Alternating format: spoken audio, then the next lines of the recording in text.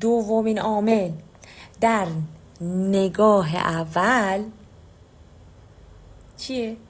اون دیزاین محصول بچه ها.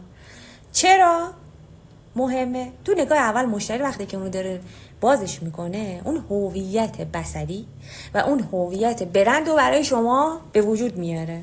یعنی حس ارزشمند بودن، لوکس بودن و خاص بودن و حرفه‌ای بودن رو به طرف مقابلت میده که این کار باعث میشه که وقتی که داری اونو آنباکسی میکنه این تیری میزنه روش، تخ تخ تخ تخ صدا میده، صدای ناخونه رو میده، یا مثلا اینطوری میکشه، صدای چسب میکشه. یعنی در هر کاری که میکنن جدیدن و مد شده باعث میشه که این کارا رو بکنه تو اینستاگرام. مردم هم که دنبال این داستانا هستنه، باعث میشه که محصول شما بیشتر دیده بشه. اینطوری باز میکنه چی صدا میده و صدای چسب میکشه و کاغذ اینطوری پاره میکنه و اینا. این باعث میشه که محصول شما رو بیشتر نشون بده. برای اینجور افراد حالا خوبه، ولی کلا یادتون باشه که ارزشمندی کار رو نشون میده بچه ها.